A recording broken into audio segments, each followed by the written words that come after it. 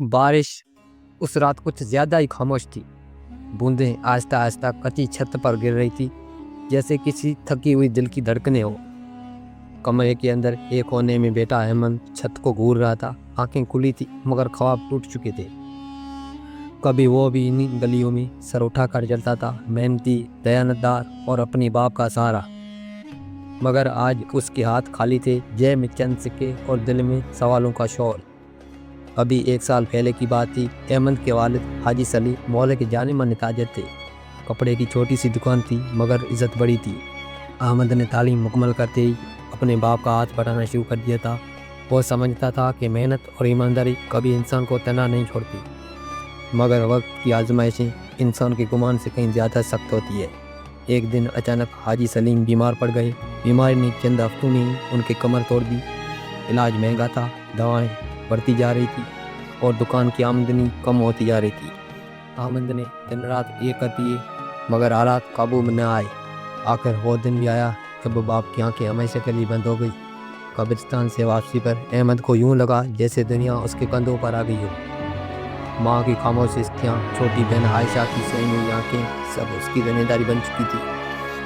दुकान कर्ज में डूब चुकी थी। हाजी सलीम के जाने के बाद वो लोग भी मुन्ना मोड़ गए जो कल तक भाईजान कहकर बुलाते थे। अहमद ने बहुत दरवाजे खटखटाए मगर हर जगह एक जवाब मिला, अभी हालत ठीक नहीं है, कुछ दिन बाद आना, हम खुद मुश्किल में हैं। एक शाम अहमद दुकान बंद कर भी घर लौटा तो माँ ने आस्ता आस्ता कहा, बेटा आयशा की फीस बाकी है, स्कूल से याद आनी आई है। अहमद ने सर झुका लिया, ज़ुबान साथ नहीं दे रही थी। उस रात उसने पहली बार सत्य में आंसू बहाए। या अल्लाह, मैं कमज़ोर हूँ मगर तू तो सबसे ताकतवर है, मेरे लिए रास्ता बना दे। मगर आजमाइशें अभी ख़त्म नहीं हुई थी। अगले दिन दुकान के मालिक ने साफ लफ्ज़ों में कह दिया कि किराया न दिया तो दुकान खाली करनी पड़ेगी। अहमद के पैरों तले ज़मीन निकल गई। वो देर तक दुकान में बैठा रहा, कपड़ों के थान ऐसे देख रहा था जैसे वो भी उसे छोड़ने वाले हों। उसी शाम मोहल्ले के चौक पर चंद लोग बातें कर रहे थे। अहमद का नाम भी आया। बेचारा, बाप के बैत ख़त्म हो गया, अल्लाह जाने अब क्या करेगा। ये जुमले तीर बनकर दिल में लगे। घर आकर उसने माँ को दुकान का हाल नहीं बताया, बस खामोशी से कमरे में जाकर बैठ गया। आयशा ने आकर पूछा, भाई आप ठीक हो? अहमद ने मुस्कुरा कर कहा, हाँ बस थका हुआ हूँ, लेकिन दिल के अंदर तूफान था। रात के आखिरी पहर जब सब सो गए, अहमद छत पर चला गया। आसमान पर बादल छाए हुए थे, सितारे छुपे हुए थे। उसने दिल में कहा, या अल्लाह, जब सब सितारे छुप जाए तो भी आसमान तो मौजूद होता है, क्या मेरी ज़िंदगी में भी रोशनी आएगी? उसी लम्हे उसे अपने वालिद की बात याद आई, बेटा जब इंसान के पास कुछ न बचे तो अल्लाह पर भरोसा ही असल दौलत होता है।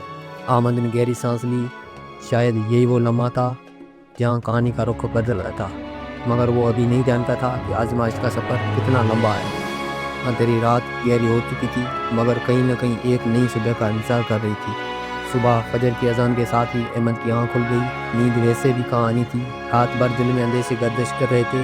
उसने वज़ू किया, जाए नमाज बिछाई और सजदे में जाकर बस इतना कहा, या अल्लाह, आज का दिन तेरे हवाले है। नमाज के बाद माँ जाग चुकी थी, चेहरे पर वही खामोशी थकन जो कई दिनों से अहमद को अंदर ही अंदर तोड़ रही थी।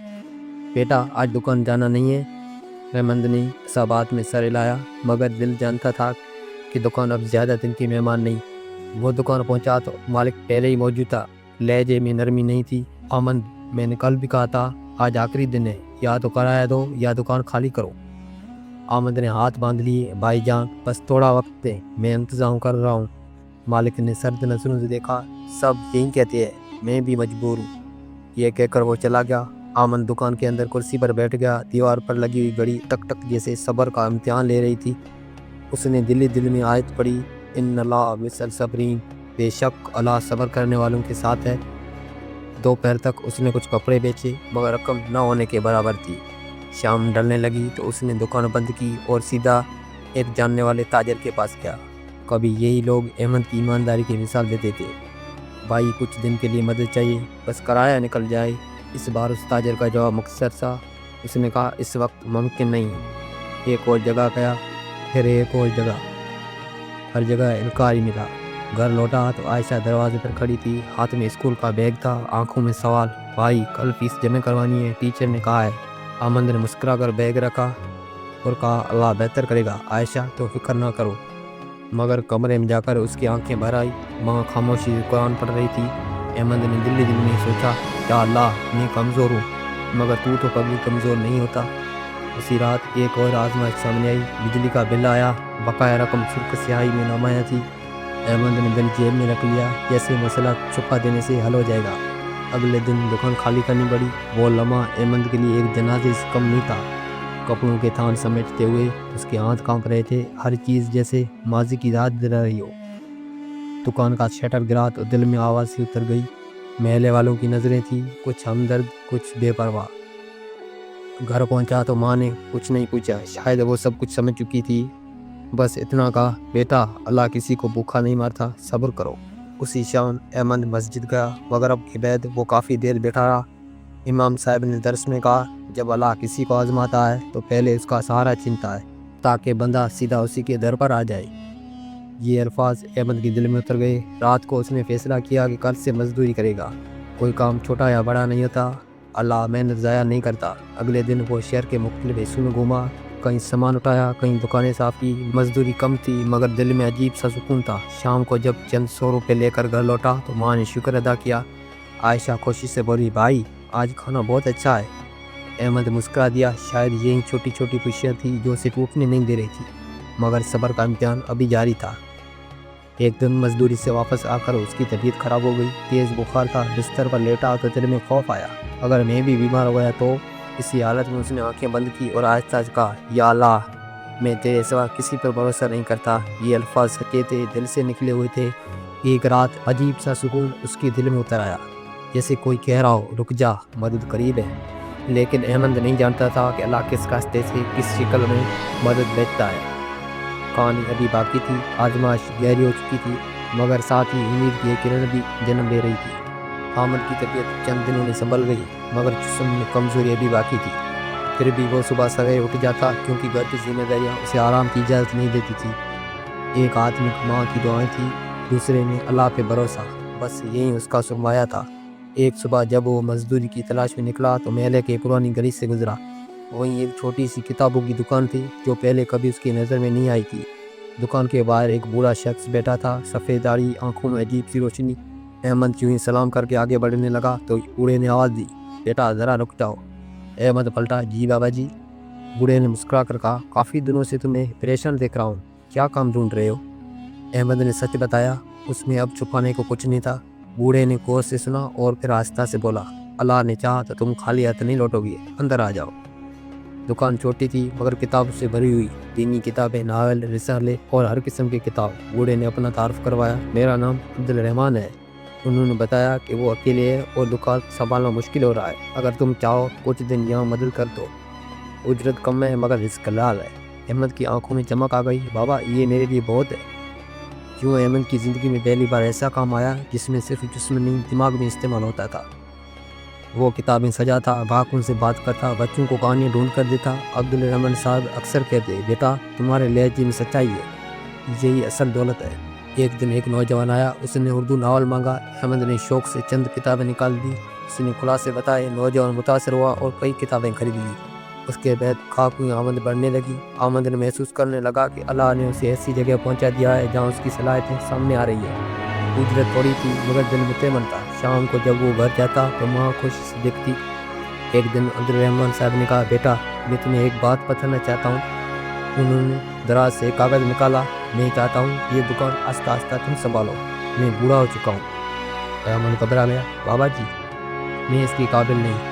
عبدالرحمن صاحب نے نرمی سے کہا، قابل وہ ہوتا ہے جو اللہ پر بھروسہ کرے، باقی سب سیکھا جا سکتا ہے۔ یہ الفاظ احمد کی دل میں اتر گئے۔ اسی دن عائشہ اسکول سے خوشی خوشی آئی، بھائی میری فیس جمع ہو گئی ہے اور ٹیچر نے کہا ہے کہ میں بہت اچھا پڑھ رہی ہوں۔ احمد نے سجدے میں شکر ادا کیا۔ کچھ دن پہلے جو مسئلہ پہاڑ لگتا تھا اب وہ حل ہو چکا تھا، لیکن زندگی صرف آسانیوں کا نام نہیں۔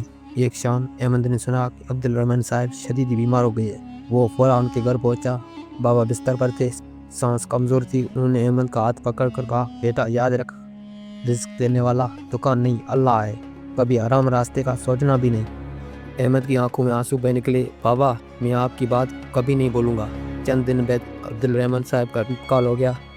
یہ خبر احمد کے لیے بڑا صدمہ تھی۔ ایک بار پھر وہی خوف جاگ اٹھا، اب کیا ہوگا؟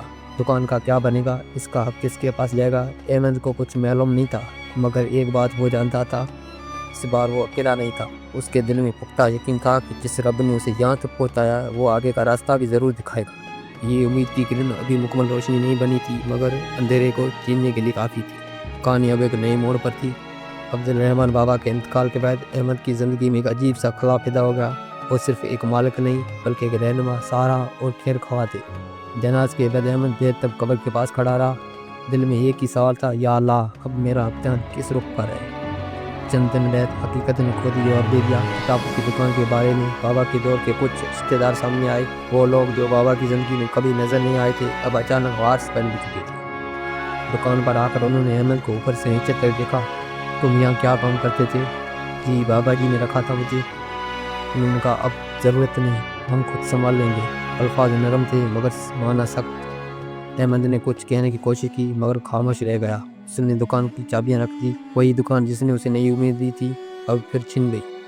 لوگوں کے رویے بدلنے لگے، کچھ نے ہمدردی جتائی مگر اکثر نے دوری اختیار کر لی۔ محلے میں سرگوشیاں ہونے لگی، یہ لڑکا جہاں جاتا ہے وہاں نقصان ہو جاتا ہے، قسمت ہی خراب ہے اس کی۔ یہ جملے احمد کو اندر سے کاٹنے لگے مگر وہ خاموش رہتا۔ وہ جانتا تھا کہ شکایت سے کچھ نہیں بدلتا۔ گھر کا ماحول بھی بوجھل ہونے لگا۔